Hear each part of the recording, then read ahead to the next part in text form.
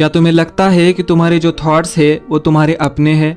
तुम जो भी कर रहे हो अपनी मर्जी से कर रहे हो, तो शायद तुम गलत हो सकता है कि तुम्हारे जो थॉट्स है वो तुम्हारे है ही नहीं, बल्कि किसी और ने ये थॉट्स जानबूझकर तुम्हारे माइंड में डाले हो। तुम्हें इस लेवल पर मैनिपुलेट किया गया हो कि तुम मजबूर हो जाओ किसी एक चीज़ को करने के लिए, और इस बात का तुम्हें एहसास तक नहीं है। इसी चीज़ को ब्रेन वॉशिंग कहा जाता है। ब्रेन वॉशिंग एक बहुत ही पॉपुलर मैनिपुलेशन टैक्टिक है जो एक स्लो पॉइजन की तरह काम करता है, जो धीरे धीरे हमारे माइंड में घुलने लगता है और ये बिल्कुल भी अननोटिस्ड होता है। कई बार ये इतना एक्सट्रीम लेवल पर होता है कि इंसान की अपनी असली पहचान ही खत्म हो जाती है। ऐसा इंसान खुद के ही थॉट्स पर डाउट करने लगता है। ब्रेन वॉशिंग एक फुल प्रोसेस है जिसमें विक्टिम के माइंड को धीरे धीरे कंट्रोल किया जाता है। इंसान सोचता है कि वो खुद सोच रहा है, लेकिन असल में वो किसी दूसरे इंसान के प्लांटेड थॉट्स का शिकार बन चुका होता है। आपको लगता होगा ये बिल्कुल वैसा ही है जैसा हम साईफाई मूवीज में देखते हैं। कोई एक इंसान एक ही पल में अचानक से बदल जाता है, वो अजीब सा बिहेव करने लगता है, वो किसी दूसरे इंसान के कमांड्स को फॉलो करता है। लेकिन असल में ब्रेन वॉशिंग इससे कई ज़्यादा डेंजरस है, क्योंकि इसमें अटैकर आपके सामने ही होता है लेकिन आप उसे पहचान नहीं पाते हो। Politicians, brands, advertisements, relationship, even हमारी फैमिलीज भी हमें ब्रेन वॉश करती है। जैसे किसी बच्चे को उसकी फैमिली बार बार कहती है, तुम ये नहीं कर सकते, तुम किसी काम के नहीं हो, और यही सब बातें जब वो बार बार सुनता है तब धीरे धीरे वो खुद ये मानने लगता है कि मैं कुछ भी नहीं कर सकता। जाहिर है कोई भी इंसान परफेक्ट नहीं होता, हर किसी में इनसिक्योरिटीज होती है। हम किसी चीज़ में अच्छे होते हैं तो किसी चीज़ में एकदम बेकार। किसी को अपने इंटेलिजेंस पर डाउट होता है, किसी को अपने अपीयरेंस पर, तो किसी को अपने रिलेशनशिप्स पर। और जब कोई दूसरा इंसान हमारे इनसिक्योरिटीज़ को आइडेंटिफाई करता है तब वो इसे एक वेपन की तरह यूज करता है। ब्रेन वॉशिंग में अटैकर सबसे पहले विक्टिम को गौर से ऑब्जर्व करता है। विक्टिम के हर एक एक्शन पर उसकी नज़र होती है।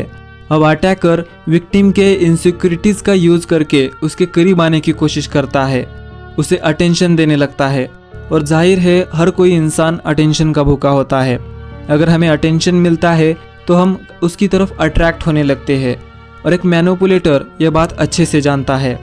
इसीलिए वो विक्टिम के साथ एक इमोशनल बॉन्डिंग क्रिएट करता है, क्योंकि जनरली हम किसी रैंडम इंसान की बात को उतना सीरियसली नहीं लेते हैं। लेकिन अगर वही बात कोई ऐसा इंसान बोले जिस पर हम भरोसा करते हैं, तब उसका इम्पैक्ट कम्प्लीटली डिफरेंट होता है। इन्हीं सब चीज़ों को ध्यान में रखकर विक्टिम के माइंड पर 3 अलग अलग एंगल से अटैक किया जाता है, जिसमें पहला है आइसोलेशन। इसमें अटैकर विक्टिम को पूरी तरह से आइसोलेट कर देता है। विक्टिम को उसकी फैमिली और फ्रेंड्स से मेंटली या फिर फिजिकली अलग किया जाता है। उसके माइंड में लोगों के खिलाफ नफरत बढ़ाई जाती है, क्योंकि अगर विक्टिम इंसानों से घिरा रहेगा तब वहाँ पर अलग अलग थॉट्स रहेंगे, जिससे विक्टिम का माइंड आसानी से डाइवर्ट हो सकता है, और ऐसे समय में उसे मैनिपुलेट करना उतना ही मुश्किल हो सकता है। इसलिए विक्टिम को आइसोलेट करना बहुत ही ज़रूरी होता है।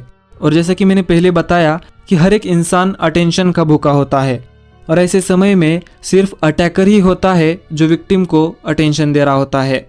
अब वो चीज़ों को सही या गलत के बेस पे जज नहीं करता, वो अटैकर पर ट्रस्ट करने लगता है। और अब यहीं पर अटैकर अपनी दूसरी चाल चलता है, ब्रेक द आइडेंटिटी। जब किसी इंसान को बार बार ये फील कराया जाए कि तुम गलत हो, तुम कुछ नहीं जानते, तुम किसी लायक नहीं हो, तब वो धीरे धीरे अपने बिलीव्स पर डाउट करने लगता है।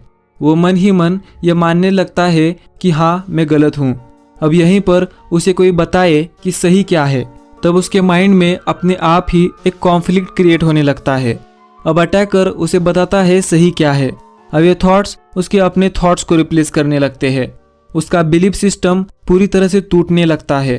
अब एक नई आइडेंटिटी उसके माइंड में शेप लेने लगती है, लेकिन अभी भी विक्टिम के ऊपर उसका पूरा कंट्रोल नहीं होता है। अब यहीं पर आता है step number 3, use repetitions. Victim एक नए आइडेंटिटी में ढलने लगता है, लेकिन उसका माइंड उन थॉट्स को रेजिस्ट भी कर सकता है। लेकिन अगर कोई एक ही चीज को बार बार रिपीट करने लगे तब हमारा ब्रेन सबकॉन्शियसली काम करने लगता है। अब वो चीज़ों को रेजिस्ट करना छोड़ देता है और धीरे धीरे वो थॉट्स उसके माइंड में बस जाते हैं। अब विक्टिम को लगता है कि ये थॉट्स उसके हैं, लेकिन असल में ये थॉट्स उसके माइंड में डाले गए हैं और इस बात की उसे भनक तक नहीं लगती है।